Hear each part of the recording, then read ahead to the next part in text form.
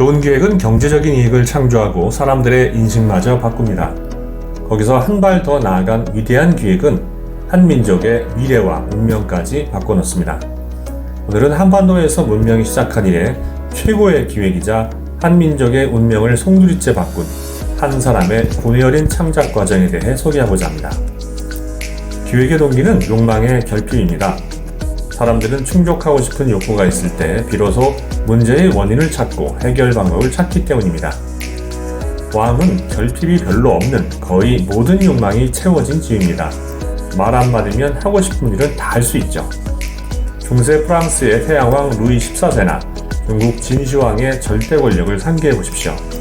무언가를 공들여 만들어내기보다는 사치와 방탕에 빠지기 쉬운 자리입니다. 그런데 조선의 국왕은 달랐습니다. 만인지상의 지위였지만 모든 일을 내 맘대로 하기 어려웠죠. 대국인 중국의 눈치를 봐야 했고 사대주의에 찌들어서 자기들 기득권 보호에만 급급했던 신하들의 눈치도 봐야 했습니다. 사상과 문화는 중국 유교와 경전에 뿌리를 내리고 있었기에 조선만의 문화, 사상을 갖는 건 불가능했습니다. 이따금 정조나 광해군처럼 문화와 제도의 개혁을 꾀하는 임금이 나타났지만 신하들의 쿠데타로 비극적인 최후를 맞거나 의문의 죽음을 맞이해야 했죠. 조선의 4대왕 세종도 이러한 한계에서 예외가 아니었습니다. 그가 위대한 임금인 이유는 총명하기만 한 게 아니라 조선 왕조에서 좀처럼 보기 드문 군왕의 품격과 인격을 가지고 있었다는 겁니다.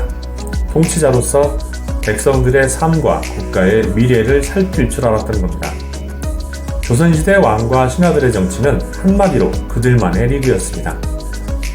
백성들은 수탈의 대상일 뿐 죽던 말던 관심조차 없었습니다.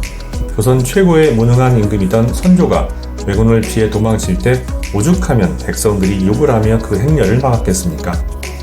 그런데 조선 건국기의 혼란이 안정되자마자 조선 최초이자 마지막으로 백성들의 살림살이에 관심을 보이는 왕이 나타난 겁니다. 세종은 나라를 부강하게 하고 백성의 살림살이를 부유하게 만들고자 했습니다. 반상의 차이를 무시하고 관노인 장영실을 비롯한 인재들을 등용해서 추구기, 자경로 등 과학기술을 발전시켰으며 농사직설을 편찬해서 생산성을 높였습니다. 상업을 장려하여 소수 거상들의 독과점을 막고 화폐경제를 실현하려 했죠. 우물안 개구리였던 고관 대신들의 격렬한 반대도 과감히 물리쳤습니다. 이러한 세종의 실사구시적인 기획은 문자 창제에서 절정에 달합니다. 문자 창제는 명나라의 영린을 건드리는 행위였기에 공개적으로 할 수는 없었습니다.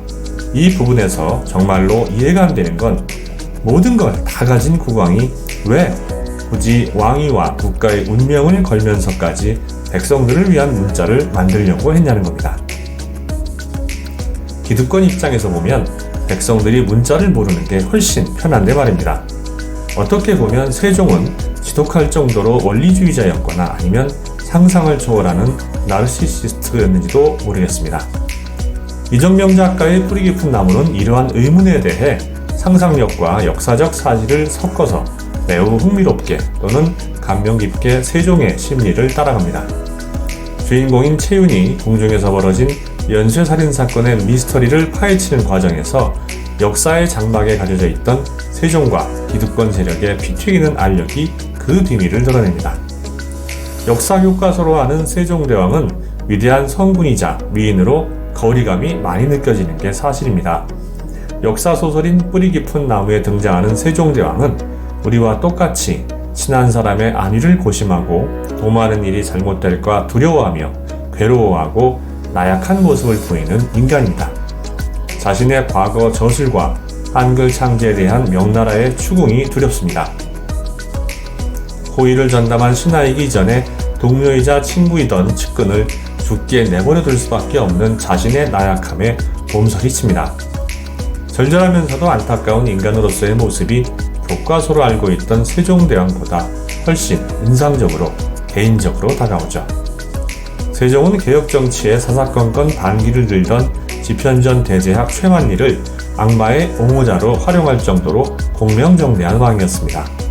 세종은 최만리 이후에도 재상 허조를 악마의 옹호자로 세운 후에 그가 제기한 문제점을 다 따져본 뒤 최종 결정을 내렸다고 합니다. 측근 신하를 희생해서 명나라의 눈을 속이고 집현전 학사들의 고귀한 목숨을 담보로 삼아 한글은 마침내 완성됩니다.